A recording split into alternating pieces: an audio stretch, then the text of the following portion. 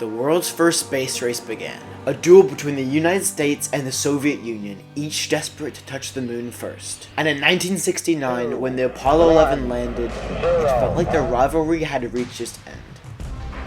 It's one small step for man, one giant leap for mankind. A flag planted, a chapter closed.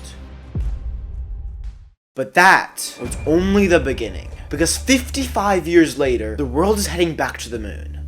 And not for the reasons you might expect. Over the past few years, almost unnoticed, a new space race has taken shape. Not loud, not public, not full of speeches like last time, a quieter one, built on strategy, resources, and long-term positioning. And the craziest part isn't just that multiple countries are now targeting the exact same landing zones, or that private companies are suddenly competing with national space agencies, or even that no one can agree on who has the right to build where. It's that in the next decade, whoever controls a tiny area at the lunar South Pole, just 1.5% of the moon's surface, could end up controlling the future pathway to deep space exploration. But why? What has changed in the last 55 years to make the world want to come back to the moon? Well, mainly one thing. The moon went from a symbol to a resource. Because during the Apollo, the moon was a prize. Today, it's infrastructure. A strategic asset that affects everything beyond it. So to understand why everyone suddenly cares about the moon again, we're gonna have to rewind a little bit. Back to a time when the moon was basically considered useless. For decades after Apollo, most scientists assumed that the lunar surface was completely dry, a desert of rock and dust with nothing practical to offer. And if that were true, there would be no race today. No competition, no strategy, just nostalgia. But then, the data changed. But NASA has just announced an amazing discovery. Scientists have found proof that water exists on that part of the moon. In the late 1990s and early 2000s, a series of orbiters began scanning the lunar surface with new instruments, radar, neutron detectors, and infrared imaging. And they all pointed to something no one expected. Signatures of hydrogen buried in the moon's shadows. At first, it was controversial. Were these readings noise, mistakes, solar wind effects? No one agreed. So NASA sent more missions, better sensors, better mappings, and eventually, the evidence became undeniable. There is water ice on the moon. Real water.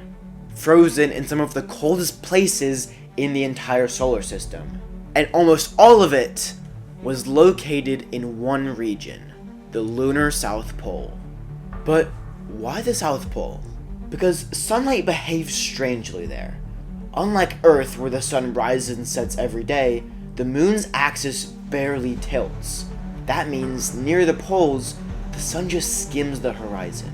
Some ridgelines get constant light, never dipping into darkness. But right beside them, at the bottoms of deep craters, the sun literally doesn't shine on them. These places are called permanently shadowed regions, or PSRs. Temperatures here drop below negative 382 Fahrenheit. And for people outside the US, negative 230 Celsius. This extreme cold is enough to trap ice for ages. And inside those shadows, preserved like ancient fossils, is the largest confirmed resource of water ever found outside Earth. That discovery changed everything. Overnight, the moon wasn't just gray dust and footprints anymore. It was potential fuel, life support, agriculture, manufacturing, and long-term habitation. In the next decades, they realized that whoever controls this little tiny patch of rock, just 1% of the lunar surface, could end up controlling the future of deep space exploration. This was the moment the race quietly started. And once that realization hit, quietly behind the scenes, the contenders started to appear almost instantly. There are mainly two countries driving this race, and each for very different reasons. The United States and China. But the reason why this is called a race is because whoever figures out sustainable spaceflight first doesn't just plant a flag. They set the rules. The first country to establish a permanent base gains control. Right now, it's just no man's land. No country owns or claims the moon. But the first country to get there decides the rules. Now that you know why the moon suddenly matters again, here's where the race actually tightens. Because the US and China aren't just racing with different goals, they're racing with different machines. Machines that reveal how each nation plans to reach the moon first. And more importantly, who could realistically get there first. The US isn't using one spacecraft to return to the moon. It's using an entire multi-compound architecture called Artemis, made up of several major pieces. The American plan to reach the moon isn't just a single launch, but a colossal interconnected effort known as Artemis. It begins with the SLS rocket, the most powerful the US has ever built. Its sole purpose is to thrust the crew capsule, Orion, out of Earth's orbit and onto the path to the moon.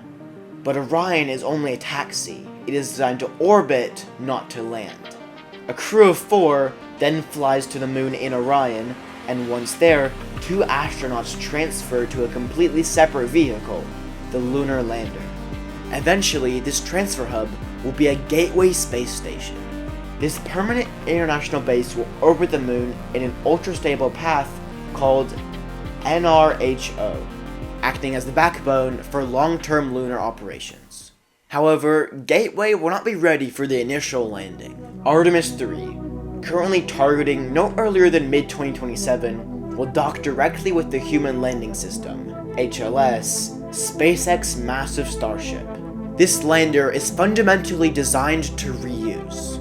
After successfully taking 2 astronauts to the South Pole and returning them to Orion, the HLS Starship will not be refueled. Instead, it will be directed into a safe, distant disposal orbit.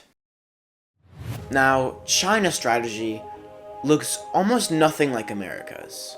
It's more direct, more compact, and relies on far fewer components. Instead of a space station around the moon, China uses a 2-launch mission profile built around a powerful rocket called Long March 10, which is still in development but nearing its first major test flights. The first Long March 10 launches China's new crew capsule. It's their version of Orion, capable of carrying a crew to a lunar orbit and back safely. But here's the difference. When that reaches lunar orbit, it doesn't dock with a station like Gateway. It docks with something simpler, a lunar lander. And that lander arrives on a separate Long March 10 launch. This 2-launch method might sound complicated, but it's actually far more straightforward than Artemis. Both spacecraft meet in lunar orbit at roughly the same time. The astronauts transfer into the lander, and they descend directly to the surface. No station, no modular assembly required. China's lander is a 2-stage vehicle. One part to go down, another part to come back up. Similar to Apollo, but scaled for modern technology. It's designed for short, surface missions at first, but it's also the foundation for something bigger. The International Lunar Research Station, or ILRS. ILRS is China's version of a permanent South Pole base, a network of habitats, power sources, communication arrays, and eventually extraction equipment. Unlike Artemis, which emphasizes shared governance and international cooperation, ILRS is meant to be self-contained and independently controlled. A US-led coalition on one side, a China-led coalition on the other. And both are quietly aiming at the same handful of sites at the lunar South Pole. The United States says it's not a competition. China says the same. But watch what they're doing, not what they're saying. NASA's Artemis program is building a long-term lunar presence. China's Chang'e's missions are mapping the moon with almost unnerving level of precision. It's a race disguised as cooperation. Everyone's friendly until they aren't. And here's the twist that almost no one talks about. For all the engineering, all the new rockets, for all the decades of planning, the entire space race comes down to geography. Because the South Pole isn't one place. It's a patchwork of narrow ridges, tiny plateaus, and crater rims that stay in sunlight just long enough to power a base. and sit close enough to be permanently shadowed craters to reach the ice below. These two conditions almost never overlap, and when you map them together, something strange happens. Both nations' plans, Artemis and ILRS, collapse onto the exact same handful of coordinates. Not metaphorically, literally the same spots. And that's the loop that finally closes. This isn't a race for the moon, it's a race for a handful of places that could make the rest of the moon possible. Not to mention, to actually live on the moon, you need more than ice. You need constant power, protection from radiation, machinery that won't break in razor-sharp dust, and habitats that can run for months without failures. And only a few places on the South Pole have the sunlight, terrain, and access to ice that make it even possible at all. The place where the first reactors go, the first inhabitants, the first extraction equipment, and the place that quietly becomes the starting line for every mission that goes deeper into the solar system. That's why the 1.5% matters. Whoever built there first doesn't just get the view. They define the rules, the access, and the momentum for everyone else who arrives later. The first landing is in the finish line. It's the moment the real competition actually begins. History rarely repeats itself, but sometimes it rhymes. And the next chapter of that rhyme is about to be written on the moon. So if you want more videos like this, feel free to subscribe, and let me know in the comments, who gets there first, US or China?